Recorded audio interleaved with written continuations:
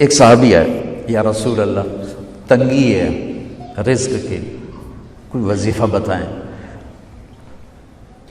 کتنے لمبے لمبے وظیفے لوگ پڑھ رہے ہیں کہ کاروبار کھل جائے اور روزی بڑھ جائے، کتنے لمبے چوڑے، کتنے کتابوں میں ایڈے ایڈے بڑے وظیفے لکھے پہ، پڑھوں جی بندہ بڈھا ہو جائے۔ میں قربان جاؤں یا رسول اللہ آپ کی شفقتوں پر، آپ کی رحمتوں پر، سنو یہ کرو، میری بات نہیں ہے، میرے نبی کی بات ہے۔ تجربے کی وجہ سے کرو گے تو کچھ نہیں ملے گا، یقین سے کرو گے تو دروازے کھلتے دیکھو۔ کہ یا رسول اللہ اريد ان يوسع علی رزقی، میں چاہتا ہوں میری روزی کھل جائے۔ تو آپ نے کہا ادم علی الطہارہ یوسع علیک رزقک، تو باوضو رہا کر تیرا رزق کھل جائے۔ کوئی زور لگتا ہے وضو؟ تمہارے یہاں تو سردی ہوتی ہی کوئی نہیں کہ بھئی ٹھنڈا پانی ہے کیسے وضو، یہ تو ہمارے لیے مسئلہ ہے کہ بھئی ٹھنڈا پانی ہے کیسے وضو کرو۔ وہ ہمارے گاؤں کا مراسی مجھے مل گیا، میں نے کہا چل نماز پڑھے گی، نہیں جی میاں جی سردی بڑی نہ لے جاؤں، سردی بڑی، مراسیوں کو سردی زیادہ لگتی ہے۔ میں نے کہا نہیں آج تک نماز پڑھا کے چھڑنا ہے۔ میں اس کو لے کے جب وہ ٹوٹی پہ بیٹھا نا، جو ہی ہاتھ پہ پائے وہ حال ہے وہ ٹھنڈا پانی ہے، وہ حال ہے وہ ٹھنڈا پانی۔ تمہارے لیے تو یہ مسئلہ بھی نہیں کہ ٹھنڈا پانی۔ میرے نبی کی یہ سارا مجمع لے لو، یہ اوپر مستورات لے لیں، ادم علی الطہارہ یوسع علیک رزقک۔ میرے نبی نے فرمایا باوضو رہنا شروع کر دے، اللہ تیرا رزق کھول دے گا۔ اب یہ اللہ رسول کی آپس کی بات ہے تو میری بات ہوتی تو دیوار پہ مار دو، تجربہ کرو۔ نبی کی بات کو تجربہ کر کے نہیں کرتے، یقین کے ساتھ کرتے ہیں۔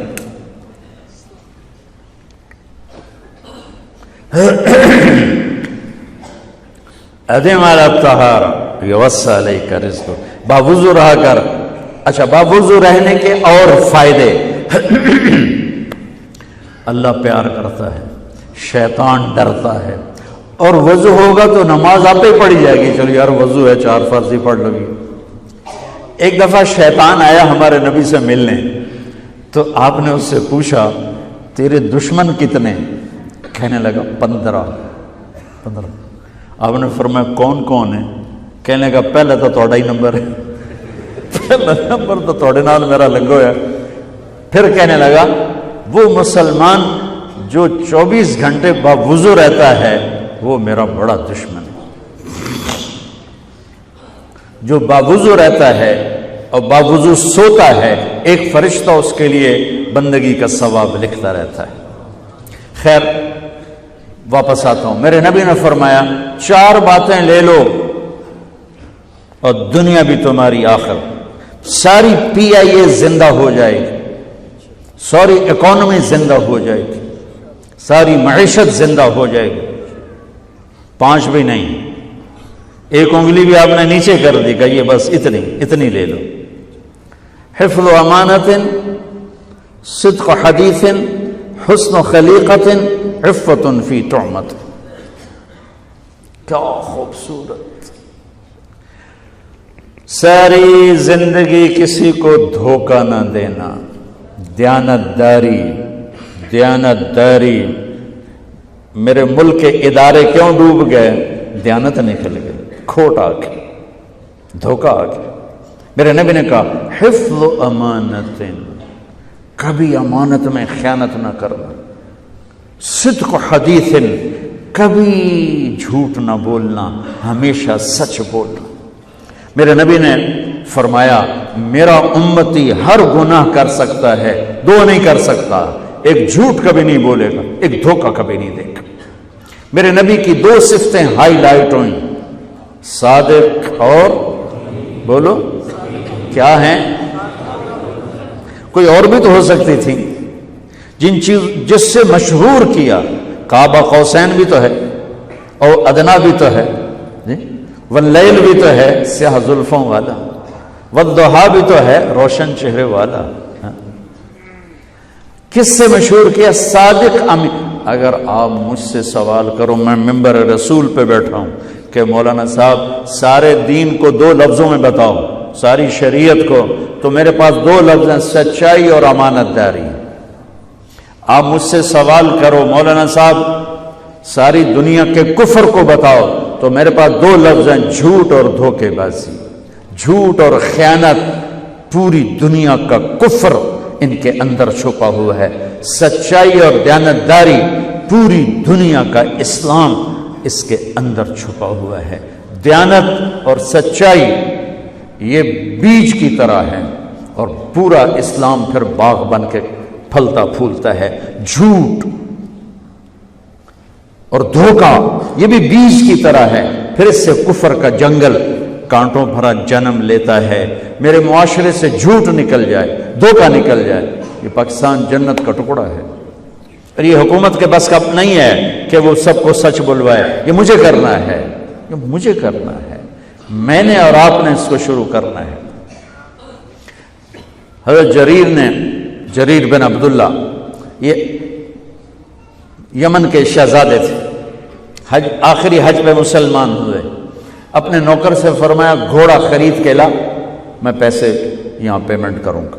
وہ منڈی میں گیا، 300 روپے کا گھوڑا لے کر آیا۔ جب انہوں نے گھوڑے کو دیکھا تو وہ قیمتی تھا، مالک کو پتہ نہیں تھا، اور یہ گھوڑوں کی نسل کے پہچاننے والے اس سے کہنے لگے تیرے گھوڑے کے 400 کر دوں؟ کر دو۔ بڑا حیران ہو کے دیکھنے لگا، بھائی کی آپ تو مجھے چیز خریدنی ہے تو میں گھٹاتا ہوں، اور اجمل نے بیچنی ہے تو یہ اس کی قیمت بڑھاتا ہے، اور یہاں خریدار کہہ رہا ہے 400 کر دوں؟ وہ کہنے لگے کر دو۔ کہ 500 کر دوں؟ کہنے لگا کر دو۔ کہ 600 کر دوں؟ وہ تھوڑا تھوڑا گھبرانے لگا، بھائی یہ چکر کی ہے۔ 700 کر دوں؟ 800 کر دوں؟ وہ کہنے لگا حضور تسی لینا تو لو، پر میرا مذاق تھا نا، تسی اڑاؤ، کدی لین والے بھی پیسے بتائے، تسی میں نے 300 دے میں جاواں۔ کہنے کہ اس کو 800 دے دو اور گھوڑا باندھ دو۔ وہ حیران، خوشی سے چھلانگے مارتا ہوا گیا۔ تو جب وہ چلا گیا تو نوکر نے پوچھا میں جب 300 میں سودا کر کے آیا تھا تو 500 کس خوشی میں بڑھائے؟ فرمایا میرے بھائی اس کے گھوڑے کی قیمت 800 تھی، 300 نہیں تھی، اور میں نے نبی کے ہاتھوں میں ہاتھ دے کے یہ وعدہ کیا تھا زندگی بھر کسی کو دھوکہ نہیں دوں گا، سب کی خیر خواہی چاہوں۔ تو بھائیو میرے اداروں میں کس ٹیلنٹ کی کمی نہیں، صلاحیتوں کی کمی نہیں، دیانت کی کمی ہے، قوت عمل کی کمی نہیں، سچائی کی کمی ہے۔ حجاج بن یوسف ایک ظالم گورنر گزرا ہے، اس کے خلاف بغاوت ہوئی، وہ ناکام ہو گئی۔ تو